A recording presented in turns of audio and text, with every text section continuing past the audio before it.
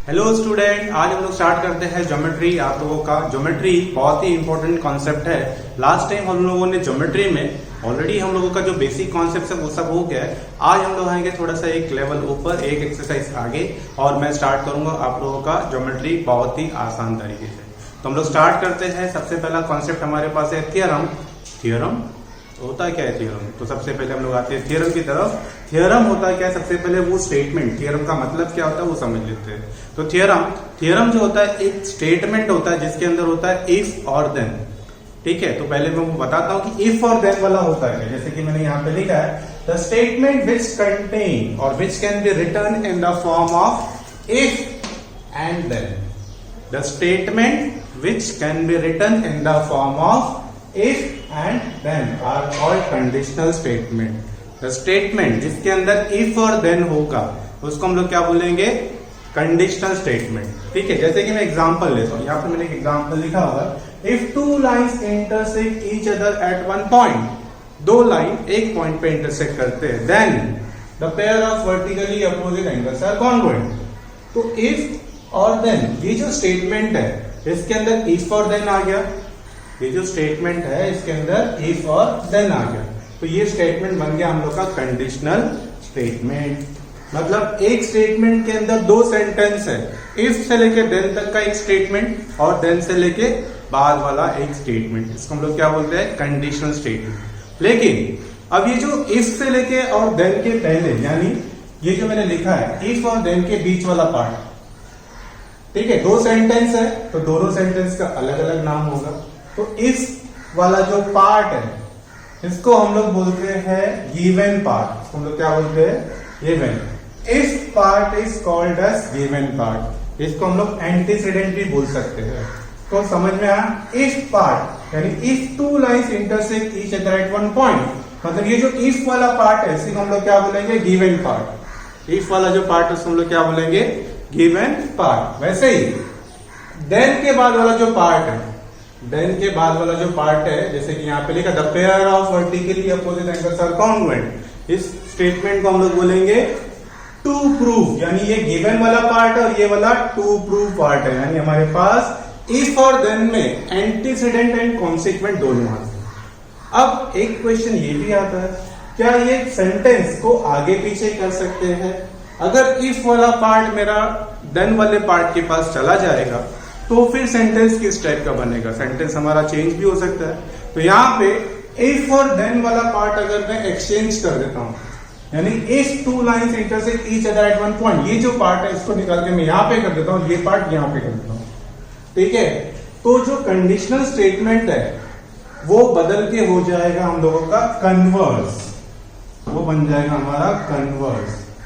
तो इसको हम लोग बोलेंगे converse of the statement, converse of conditional statement. Converse में क्या होता है? जो देन वाला पार्ट है और इफ वाला पार्ट दोनों इंटरचेंज हो जाते हैं। लेकिन इंटरचेंज करते वक्त हमको सेंटेंस का थोड़ा सा ध्यान रखना है कि सेंटेंस में गिवन पार्ट में सारी चीजें आ जाए। जैसे कि यहाँ पे अगर मैं लिखता हूं the pair of vertically opposite angles are congruent, ऊपर की तरफ। इफ अगर नॉर्मली कन्वर्स में देखें तो इसको मैं इंटरचेंज करता हूं, यानी if the pair of vertically opposite angles are congruent। if the pair यानी ये वाला पार्ट ऊपर चला गया, then two lines intersect each other at one point। मतलब ये जो if और then वाला पार्ट है अगर इनको इंटरचेंज करेंगे तो हमको मिल जाता है क्या? कन्वर्स। लेकिन ये कोई सेंटेंस नहीं बन रहा proper. The pair of vertically opposite, ये pair of vertically opposite angle ये कब बनेगा? दो लाइन होंगी तब बनेगा ना। इफ, तो यहां पे हम लोगों को थोड़ा सा ऐड करना होगा अपने लिए कि if pair of vertically opposite angle form by two lines, दो लाइन से जो वर्टिकली अपोजिट एंगल बनेगा are congruent, then this two line intersect each other at one point. तो हमको सिर्फ एक वर्ड वहां पे टू लाइन का थोड़ा सा ध्यान रखना पड़ेगा। तो ऐसे हर एक सेंटेंस में हमको मिलेगा जहां पे इंटरचेंज करते वक्त थोड़ा सा ध्यान देना। तो आई होप कि ये क्लियर है। फिर से आता हूं मैं कंडीशनल स्टेटमेंट पे।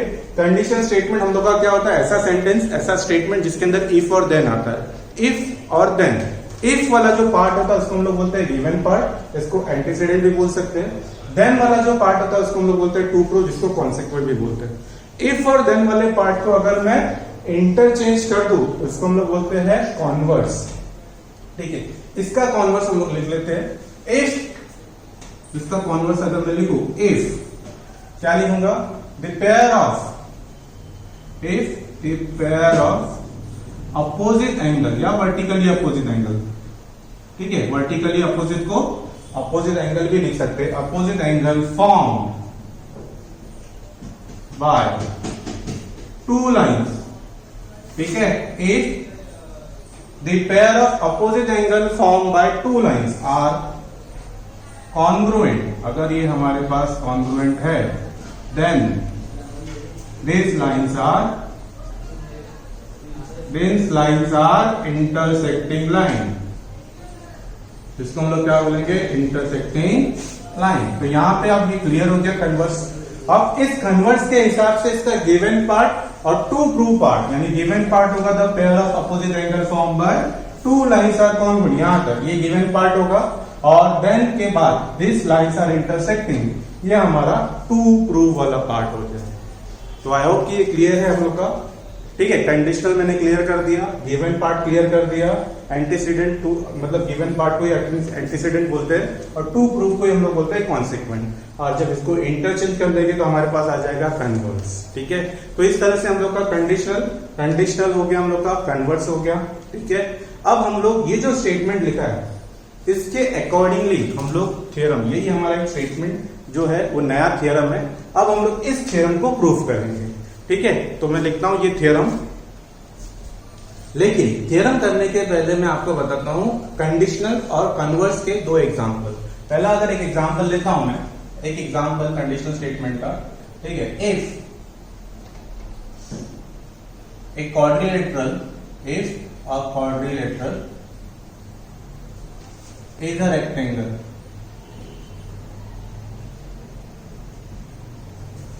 if a quadrilateral is a rectangle then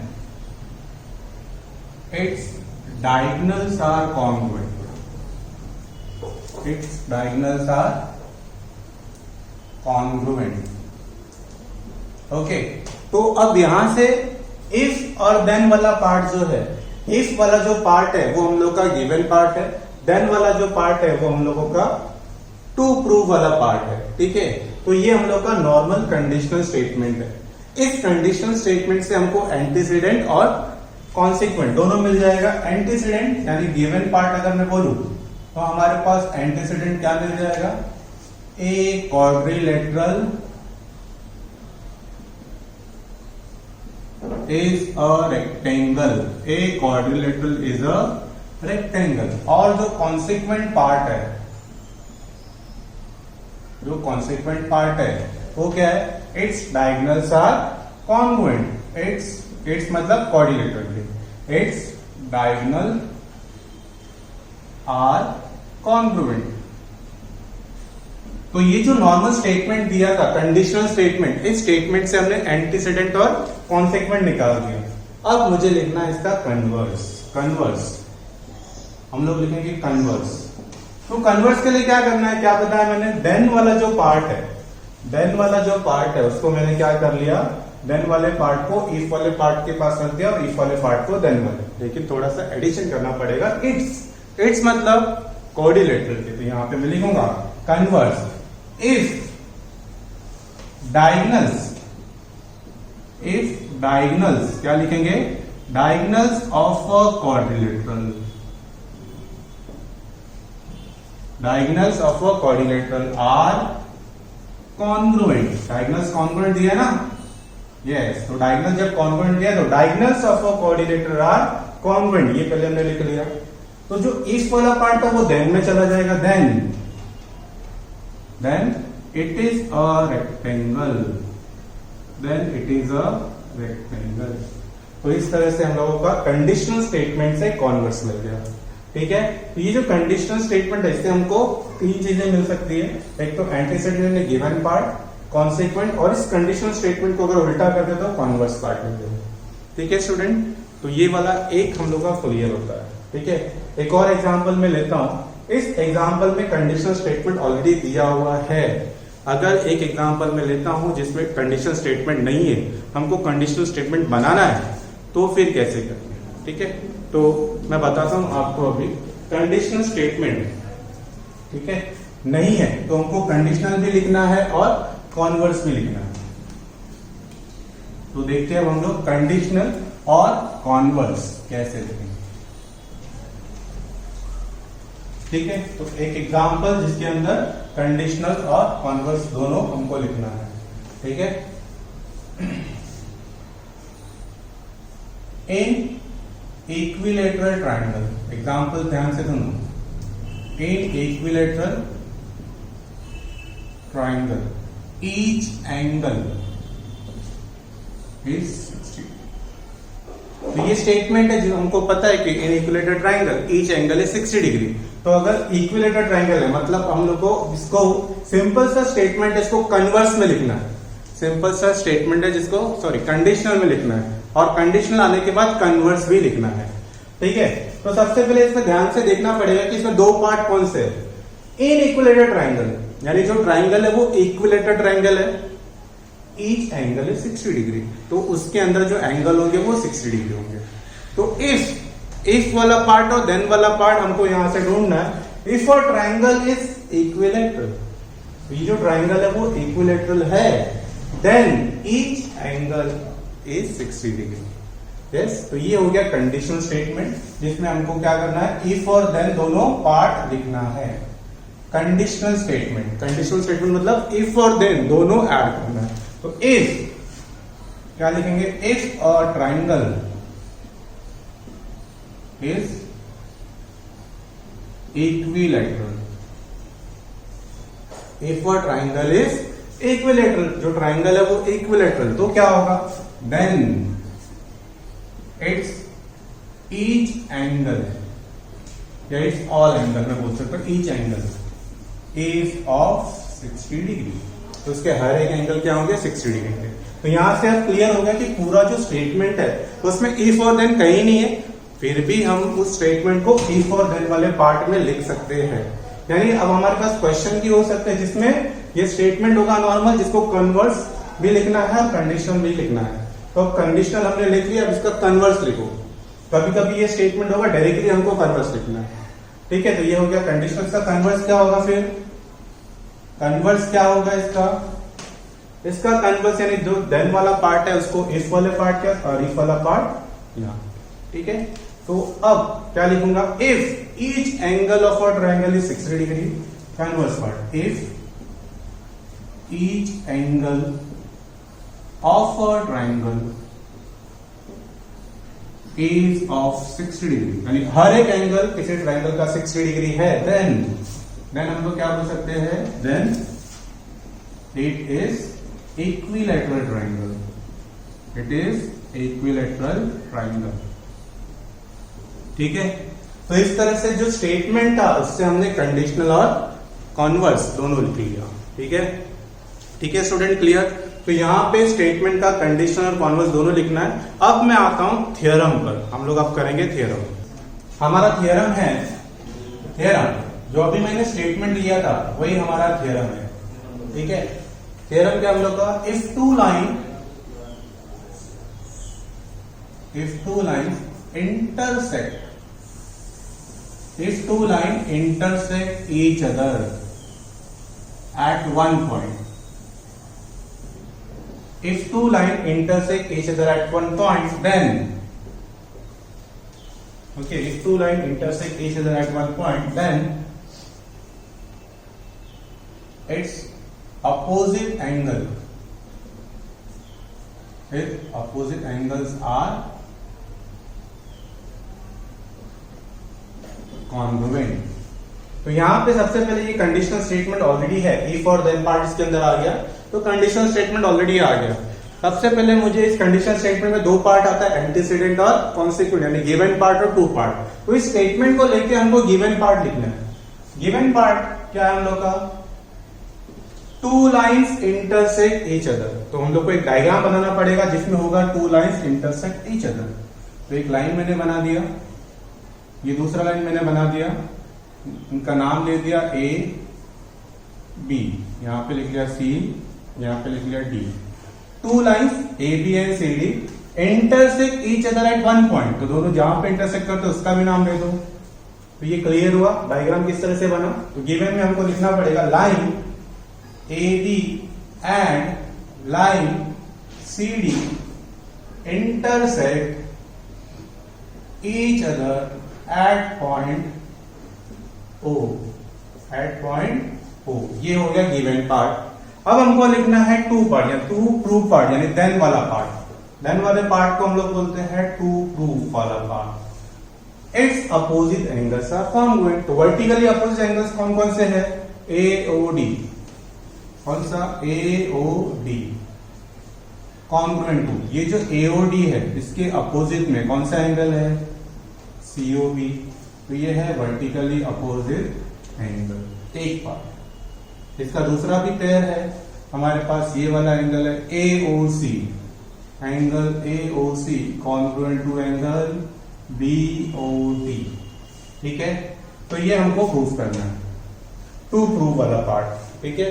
तो स्टेटमेंट से गिवन लिखा, टू प्रूफ लिखा, डायग्राम बना, इतना सब हमको खाली एक स्टेटमेंट से, ये जो स्टेटमेंट दिया इसी के अंदर सब कुछ है जो हमको लिखना है। अब प्रूफ हमको करना है, क्लियर। फिर से देख लेते हैं, two lines intersect each other, यानी ये दो लाइन मैंने बना लिया, line A B line C D intersect कर रहा है एट वन पॉइंट, इंटरसेक्ट कर रहा है एट वन पॉइंट, इसका नाम दिया मैंने ओ। इस पार्ट को गिवन में लिख दिया, line A B and line C D intersect each other at point O.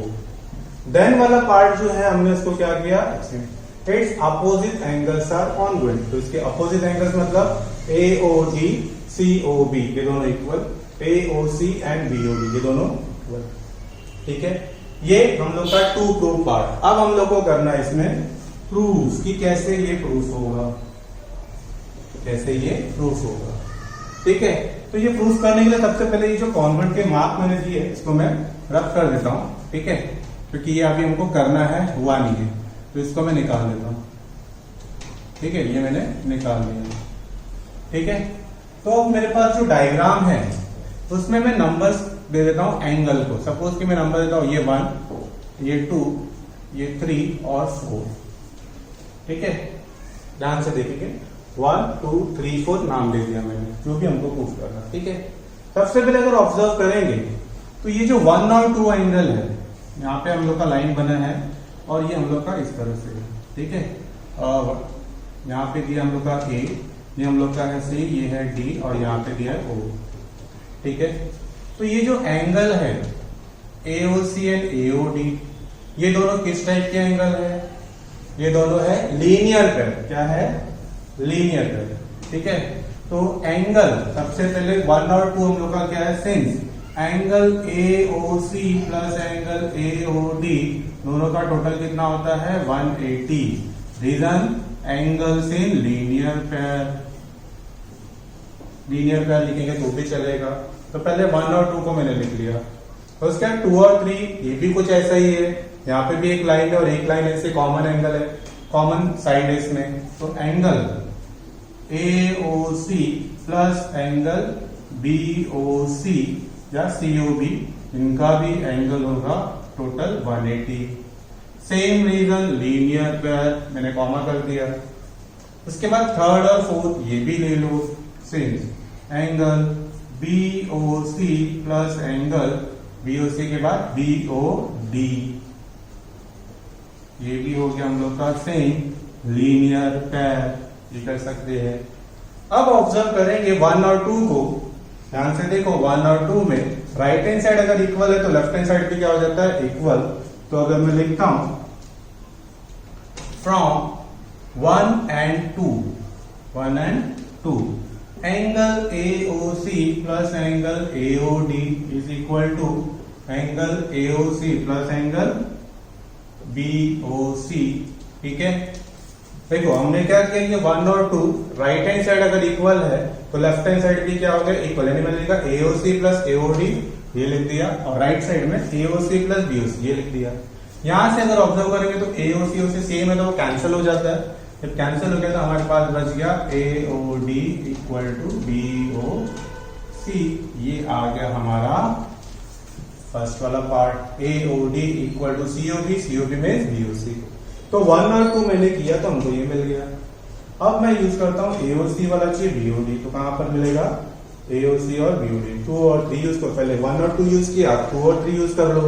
From 2 and 3 क्या मिलेगा हमको, angle AOC plus angle BOC is equal to angle BOC plus angle BOC। इसमें ये कैंसिल हो जाएगा हम लोगों का, हमको मिल जाएगा AOC equal to BOD।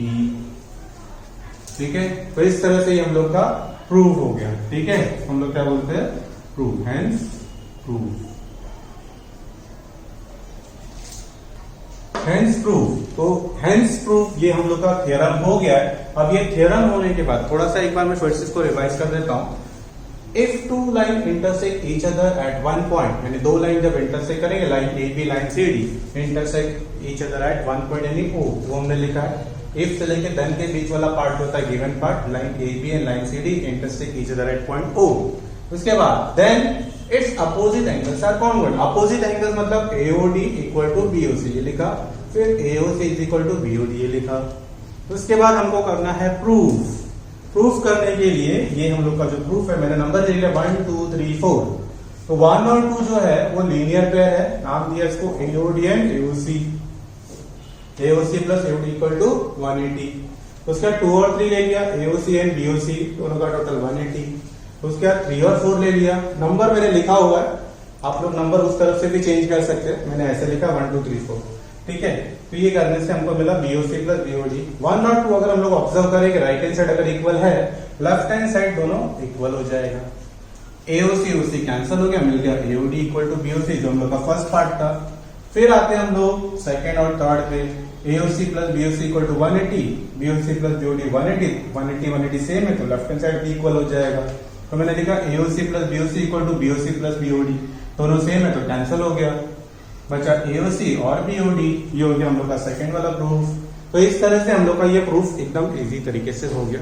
Text book का प्रूफ थोड़ा सा अलग है, ठीक है, ये प्रूफ थोड़ा सा अलग है, तो आप लोग ये कर सकते हो, कोई प्रॉब्लम नहीं है इस थ्योरम में। ठीक है, आप लोग कर सकते हैं। नेक्स्ट टाइम हम लोग और भी थ्योरम करेंगे, क्योंकि इस चैप्टर में बहुत सारे थ्योरम है। नेक्स्ट लेक्चर में हम लोग और सारे थ्योरम करने वाले हैं, तो हमारे चैनल से जुड़े रहने के लिए सब्सक्राइब करना ना भूलें। हम लोग बहुत सारे थ्योरम करेंगे और सिस्टमेटिक तरीके से करेंगे, इससे इजी नहीं है, इससे इजी आपको कहीं भी नहीं मिल पाएगा। ठीक है, तो प्लीज लाइक शेयर और सब्सक्राइब करते हैं।